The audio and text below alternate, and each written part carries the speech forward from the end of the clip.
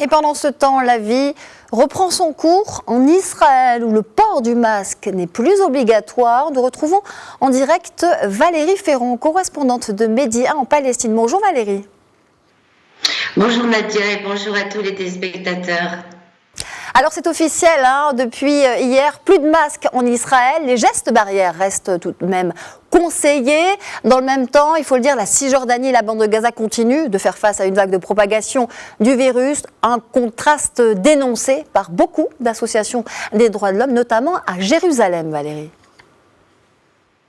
Oui, alors c'est clair que d'abord, si on veut prendre la situation globale, les chiffres parlent d'eux-mêmes, puisque côté israélien, on annonce que 54% environ des 9 300 000 habitants ont été vaccinés, alors qu'en Cisjordanie, dans la bande de Gaza, selon le ministère de la Santé, on a à peu près 160 000 personnes qui ont reçu la première injection et environ 23 700 qui ont reçu la deuxième injection, sachant bien sûr qu'en Cisjordanie, dans la bande de Gaza, la direction palestinienne fait appel au système international COVAX et est donc soumis au bon vouloir de la puissance occupante israélienne.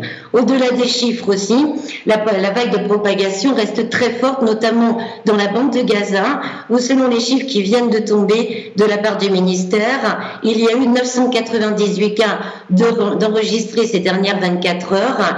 Et notons aussi que c'est dans la bande de Gaza où on a enregistré ce week-end en 24 heures le plus haut chiffre de décès, 23 en 24 heures, c'est le plus haut chiffre depuis le début de la pandémie. En Cisjordanie, il y a actuellement 531 nouveaux cas et 14 morts ces dernières 24 heures. Jérusalem, Nadia, reste bien sûr la ville où il y a le plus de contrastes, surtout au niveau social. Pourquoi ?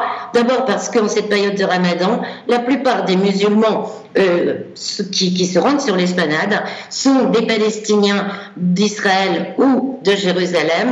Ceux de la Cisjordanie doivent présenter actuellement, en plus du permis habituel pour venir dans la ville sainte, un permis attestant qu'ils ont été vaccinés. Donc vous comprenez bien qu'au vu de la situation en Cisjordanie et dans la bande de Gaza, cela restreint énormément le nombre de personnes qui peuvent venir sur l'esplanade des mosquées. Sachant également que l'armée israélienne, alors que les restaurants, les plages sont ouvertes, l'armée israélienne est sur le pied de guerre tous les soirs, tout autour de la vieille ville de Jérusalem, où les jeunes et les familles aiment se rencontrer en cette période de Ramadan après les prières du soir, notamment porte de Damas, parce que vous avez un endroit où vous pouvez vraiment vous asseoir, vous détendre et profiter de ce bon moment. Et là, tous les soirs, ça se solde par des tirs de gaz lacrymogène et des attaques violentes contre les Palestiniens. Une tension, Valérie, à Jérusalem, qui est également exacerbée, il faut le rappeler, par le bras de fer en cours pour permettre aux Palestiniens de Jérusalem de voter au scrutin du 22 mai prochain pour renouveler le conseil législatif de l'autorité palestinienne nationale. Alors, où en sont les démarches pour amener Israël à permettre l'ouverture des bureaux de vote dans la ville sainte ? Alors, il y aurait, selon la direction palestinienne, des gros efforts en cours, des pressions, et c'est vrai que depuis des semaines, le Premier ministre notamment et le président Abbas ne cessent d'appeler le Quartet, les Nations Unies, l'Union européenne à tout faire pour qu'il y ait des élections, des bureaux de vote, en fait, d'ouverts à Jérusalem. Sur le terrain, Israël refuse catégoriquement de respecter, en tant que puissance occupante, le droit de vote des Palestiniens, et c'est signalé très clairement, là encore, par des messages de violence. Depuis le début du mois, il y a eu beaucoup de descente dans les hôtels où les candidats, par exemple, voulaient organiser des conférences de presse.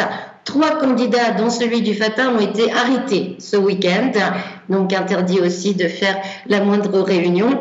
Ce qu'il faut noter, c'est que la commission électorale vient de dire qu'en fait, une partie des Palestiniens de Jérusalem pourraient voter et elle espère mettre 11 bureaux de vote dans les quartiers qui sont isolés derrière le mur.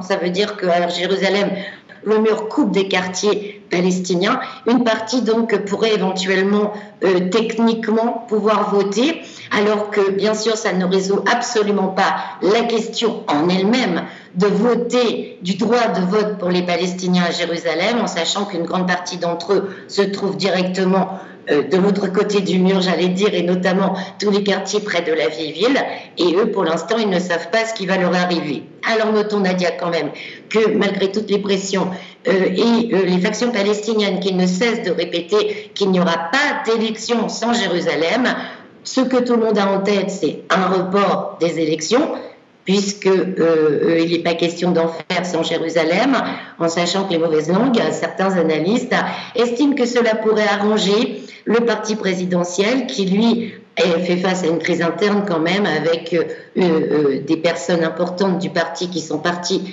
de la faction pour constituer leur propre liste électorale, et que du coup, s'il y avait report des élections, ça pourrait également permettre au Fatah de un petit peu mettre fin à la crise peut-être et rassembler les rangs.